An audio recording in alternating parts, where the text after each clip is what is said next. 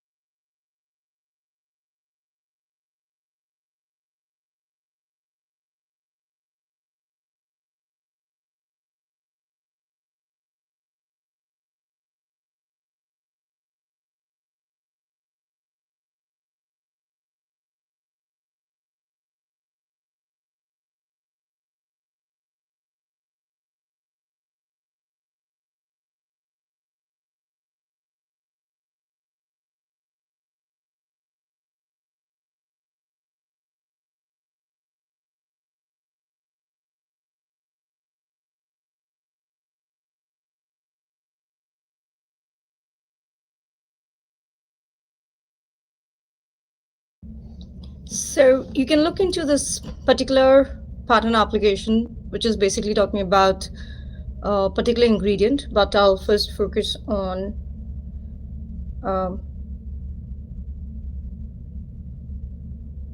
the health concerns around the FMCG sector, which is very important right now, keeping the health parameter that um, the world is under COVID 2.0.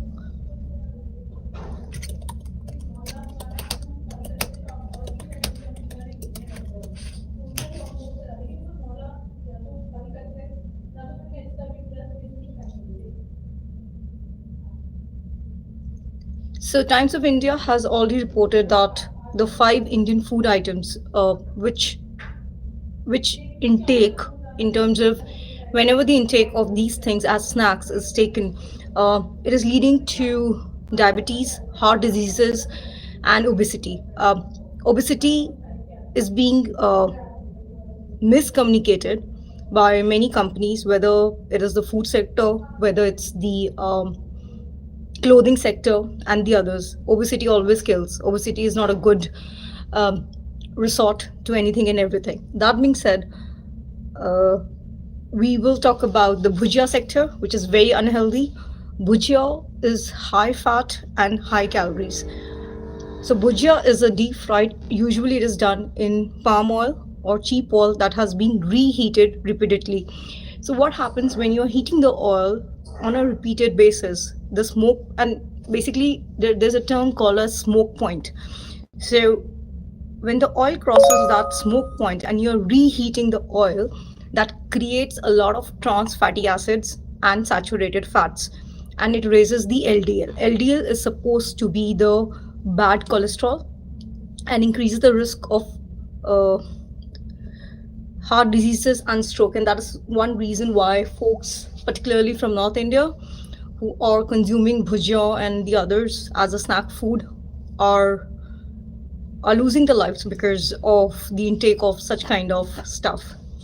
And 100 grams of bhujia is around 500 to 600 kilocalories, about the same as a small meal. So it pushes towards obesity and abdominal fat. It has very high sodium. The Homo sapiens sapien body itself has potassium, sodium, chlorine in good amount. And when you are taking sodium in high amount, it always um, it's creating different gates. I'm trying to give a very simple example of what is happening right now. So bhujia is very heavily salted. Too much sodium, it raises it. It gives rise to the blood pressure. Folks are at high risk of stroke and heart attack. Uh, Causes an extra load on the kidneys.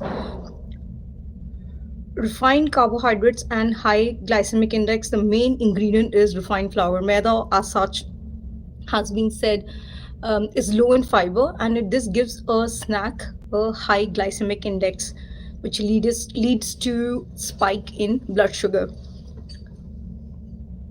and it is dangerous for diabetes, insulin resistance also, because it raises the risk to type 2 diabetes. Low nutritional value, it's empty calorie food, a lot of energy with almost no vitamins, minerals, or quality proteins, and long-term consumption can cause micronutrient deficiencies.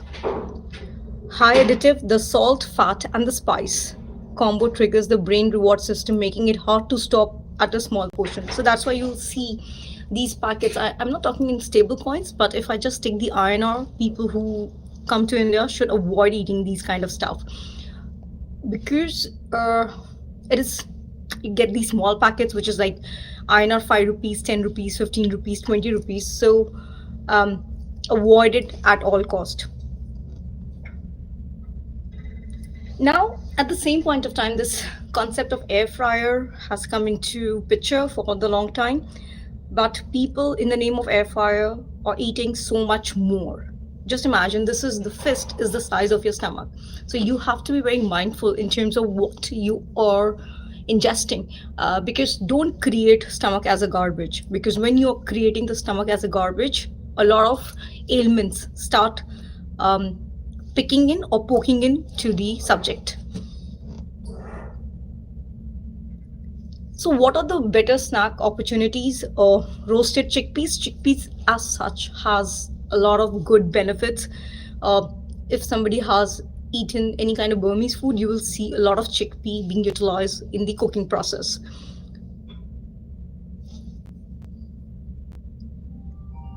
So most FMCG snacks, whether it's bhujia, whether it's chips, whether it's biscuits, share the same problem: too much oil, salt, sugar, and too little nutrition. Replace them with whole, minimum processed foods, and keep an eye on the overall diet. So I'll be talking about this particular ingredient, which I'm very fascinated. That is part of my own not eating habit, but the consumption habit. I'm just looking into the stuff. I think I shared the details. I'm just into the application status. It's its composition and methods. Show more.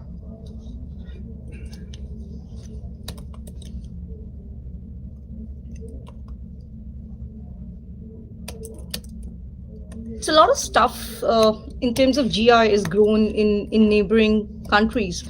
So one such is NATA De COCO. So I'll just walk you through this application. I thought this might be of your interest.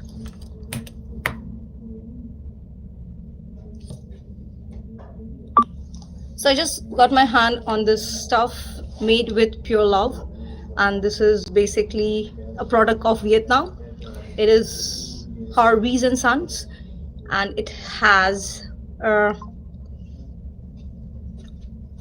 it has mango juice, pineapple juice, passion fruit juice, 5% Nata de Coco, then other stuff. Um, Contains sucralose, not recommended for children.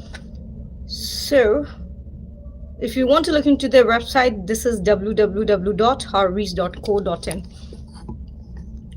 So, Nata de Coco is a healthy, low-calorie fiber source when selected unsweetened. It avoids sugar, syrups, and enjoy in moderation. It can be a balanced diet. So it's used in bubble tea or in toppings in yogurts and stuff. So basically, it is made using fermenting coconut water with a bacterium. The bacterium is Acetobacter xylenum, and it's a bacterium that produces sucralose. So basically, it acts as a binding agent to the coconut water. It's low in calories, about 80 to 100 kilocalories per 100 grams, but high in dietary fibers. Sugar content varies, often packed in syrups, so check labels for added sugars. Gluten free and vegan. Texture, foam, jelly like cubes, and a mild coconut flavor. So, generally, what happens is if something is used as a gelatin, and gelatin is like from pig source. So, many a times, even if something is said as vegan on the food labeling, it is non vegetarian. So, you need to like vegan people have a hard time because it's really tough. Then the health benefits: rich in dietary fibers, aids digestion and promotes gut health, low fat, suitable for weight management. So yeah, that is one of the reasons why I use it. Prebiotic properties may support beneficial gut bacteria, hydrating since it retains coconut water electrolytes. Consideration. Um, it's not a protein source paired with nut or yogurt for balanced nutrition, so it's not a replacement for nutrition. It's just um, a quick I would rather say a quick drink where you feel like drinking something like bubble tea or something. So we'll talk about the patent application which I just fetched in this regard. So this is composition and methods for dual texture bubble bites. I'll just fetch more data around the same.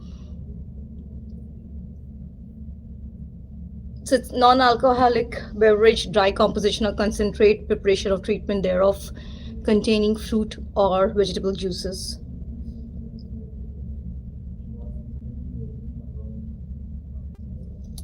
So we will touch base on the Chinese part because the problem statement is around the tapioca balls, which is starch in nature, and starch per se is not good for health.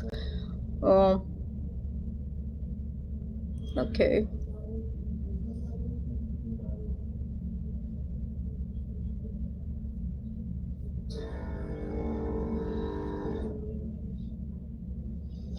And even tapioca balls are not shelf stable, so it takes like for the marketplace to utilize such kind of drinks, it's difficult where you are utilizing the tapioca balls. And so developing a new products and formulation for self-stable ready to drink bubble teas with satisfactory mouthfeel and stability represents an ongoing challenge for the beverage industry. Okay, what are they claiming?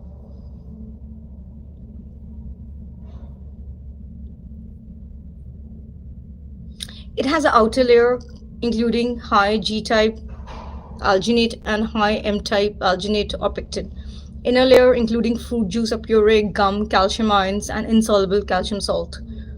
Okay, it has a gum to produce the liquid texture. Then there's an inner layer mixture further comprising gum combined to produce a solid, blah blah blah. Then they talk about a method of making. So what happens is, see, patenting is just the first step. Patenting is not going to give you the market advantage per se. What is important is how you can keep the trade secret alive, and that trade secret would be utilized to take your business model to the next level. That is for sure. And the sustainability aspect, you have to be very sustainable because you have to achieve the goals of sustainability. Give me a moment. Dismiss. Okay. So in this particular case, the method of making like any kind of would be, combining the ingredients in a particular format and combining it, and maybe, putting it through a process wherein XYZ is whatever in terms of the composition. That's how it works. So in totality, what is important is for the FMCG sector, a lot of, I would say, right now, a lot of festivities are going to be in India. Avoid purchasing all these bhujias and all bhujias and the gujias of the world, because that creates only calories. It's not helping out in the food cycle as such. Rather, like what I have with me is, I won't. Okay, I won't take the brand name, but yes, have nuts and all. That's good enough to take care of your requirements of the body. Thank you for watching out the video, and be mindful in what you intake, because that is very important from the point of longevity.